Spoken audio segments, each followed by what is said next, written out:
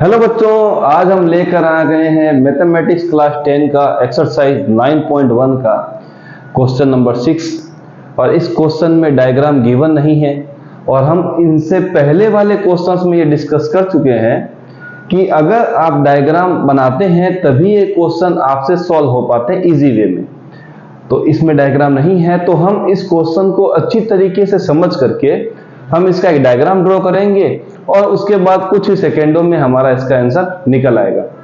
सबसे पहला जो बच्चों इसमें पूछा गया उसको हम पहले रीड कर लेते हैं, फिर इस पार्ट को समझते हैं। क्वेश्चन में दिया है a 1.5 metre tall boy is standing at some distances from a 30 metre tall building. The angle of elevation from his eyes to the top of the building increases from 30 degree to 60 degree as he walks toward the building. Find the distance walk toward the building. तो कहने का ये है कि एक tall boy, लंबा boy 1.5 metre का, अब मेरे जैसा, अब वो क्या कर रहा है बच्चों, यहां से किसी बिल्डिंग को देख रहा है, खड़ा तो वो जमीन पे ही है, पर उसका एंगल ऑफ एलिवेशन हमारी एंगल ऑफ साइड से बनता है, मतलब हमको ऊपर की ओर देखना है। एलिवेशन का मतलब ऊपर की ओर। अगर वो ऊपर की ओर देख रहा है तो वो धीरे धीरे चल भी रहा है, ऐसे चलता जा रहा है। चलते जाने से क्या होगा, वो बिल्डिंग के पास जा रहा है। बिल्डिंग के पास जा रहा है मतलब बच्चों एंगल इंक्रीज हो रहा है। कैसे, हम वो डायग्राम से भी सीख लेते हैं। चलिए इसका डायग्राम बनाते हैं हम लोग। सबसे पहला हम एक बिल्डिंग बनाते हैं। ये लीजिए, हमने बिल्डिंग बना दी। यहाँ पर ये बिल्डिंग है बच्चों जो जमीन के साथ ही होगी, ऐसा तो नहीं कि बिल्डिंग हवा में। ये लीजिए, हमने एक जमीन के साथ हमने एक बिल्डिंग बनाई जिसका हाइट है बच्चों 30 मीटर। ये लीजिए, हमने इसको नाम दिया बी, इसको नाम दे दिया हमने सी। एक टॉल बॉय जो है यहां से खड़ा है, यहां पर वो स्टैंड कर रहा है। चलिए यहां पर वो, अब वो भी जमीन पे ही होगा। चलिए मैं एक लाइन बना देता हूं। ये लीजिए, अब वो जो टॉल बॉय है वो यहां पर खड़ा है। ये लीजिए, अब वो कितना लंबा है बच्चों, 1.5 मीटर। चलिए ठीक है। अब वो यहां से क्या देख रहा है, इस सी बिल्डिंग को देख रहा है। सी बिल्डिंग के टॉप को देख रहा है। और हम क्या करते हैं बच्चों, वो यहां से चलता जाएगा, ऐसे टिक टिक करते करते करते करते वो चलता जाएगा। ये चला गया। हमने इसके पैरेलल एक लाइन ड्रॉ कर दी, क्योंकि जो लड़का है वो इस लाइन पे हॉरिजॉन्टली चलेगा जमीन पे, पर उसका देखने का वे यहां से होगा, वो पैरों से तो देखेगा नहीं। इसीलिए आपको देखना कहां से, एंगल ऑफ साइट, एलिवेशन मतलब ऊपर की ओर, तो ऊपर की ओर देख रहा है। अब वो क्या हुआ बच्चों, यहां पर हमने इसको बी नाम दिया, इसको हम नाम देते हैं सी, और ये जो लड़का है इसका इस पॉइंट को नाम हम दे देते हैं डी। अब वो बच्चा क्या किया, यहां पर जो इसका एंगल बना है उसका एंगल यहां पर बन रहा है बच्चों कितना, 30 डिग्री। ये लीजिए, इस लाइन को हम डॉटेड की जगह पे स्ट्रेट लाइन रिप्रेजेंट कर देते हैं। चलिए ठीक है। अब ये जो टॉल बॉय है वो धीरे धीरे आगे चलता जा रहा। मान लीजिए ये वाला जो पॉइंट है इसको हम नाम दे देते हैं बच्चों ई। ई नाम देने के बाद, अरे ई नाम देना पड़ेगा, ई नाम हमने इसको दे दिया।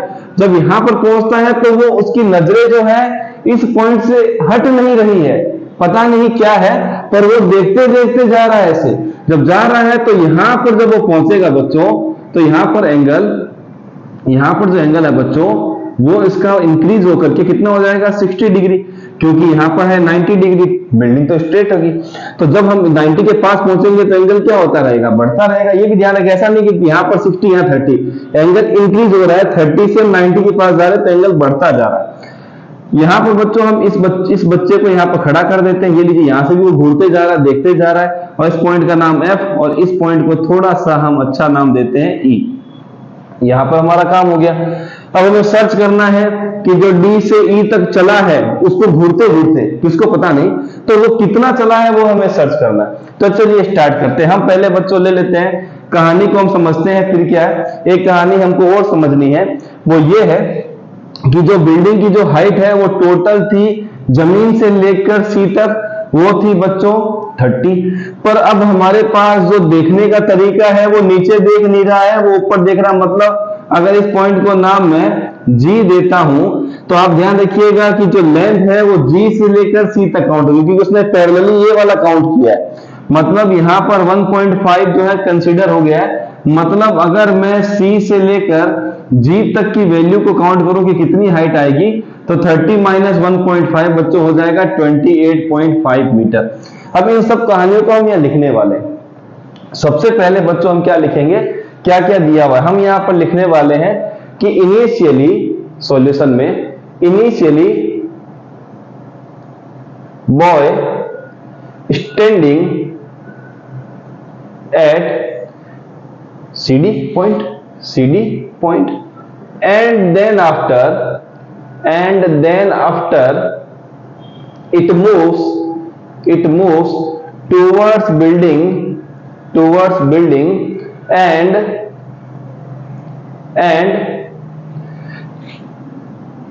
stop at point EF, where it makes angle 60 degree to the top of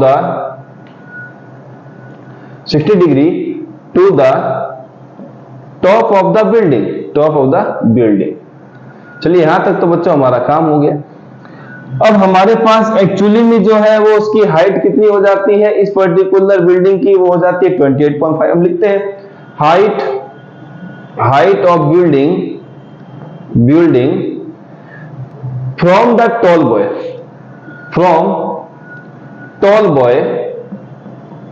तो हमारे पास बच्चों आ जाएगा टॉल बॉय से, अगर हम लेते हैं टॉल बॉय से उसकी हाइट कितनी हो जाती है 30 माइनस 28.5, ये बच्चों हमें मिल गई, 30 minus 1.5 is equal to 28.5 metre.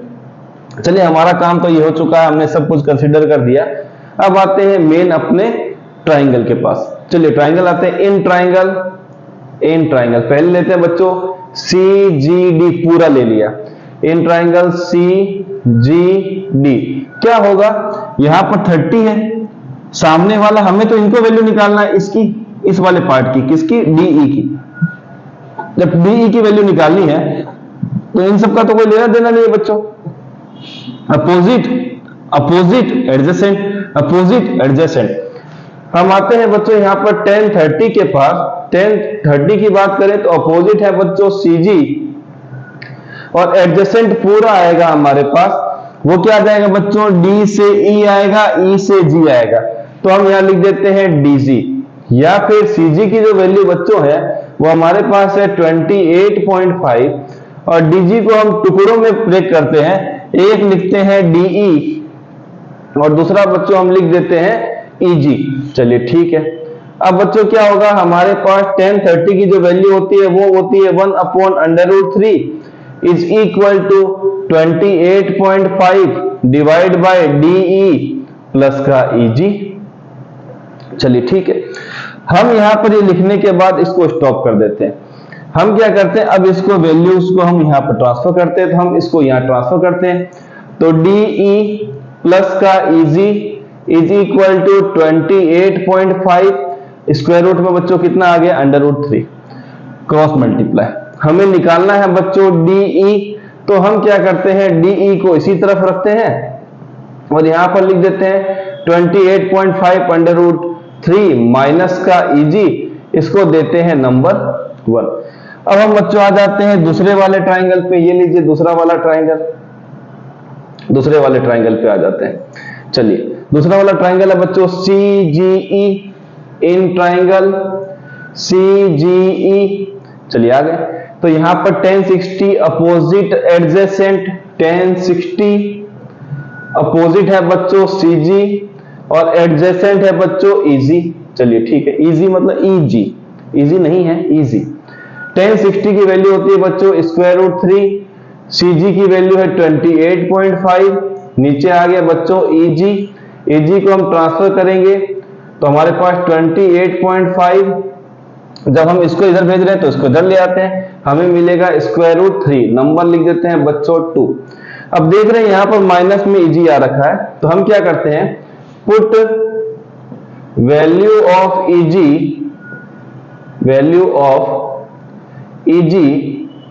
In 1, EG की वैल्यू यहां पुट कर देते हैं। हमें क्या मिलेगा बच्चों, देखो DE is equal to 28.5 square root 3 minus 28.5 upon √3, इसके नीचे 1 आ गया। इसका एलसीएम ले लेते हैं तो हमें मिलेगा बच्चों DE इज इक्वल टू यहां पर ये जाएगा multiply 28.5 under root 3 multiply by under root 3 minus 28.5 divide में क्या चल रहा है बच्चों, अंडर रूट 3। चलिए यहां तक ठीक है, मैं इस पार्ट को थोड़ा सा रफ कर देता हूं। चलिए ठीक है, यहां पर रफ कर देते हैं ताकि आपको यहां पर सीखने में दिक्कत ना हो। चलिए यहां पर बच्चों मिला है डी, इसे दिख तो रहा है, देख लो एक बार वीडियो।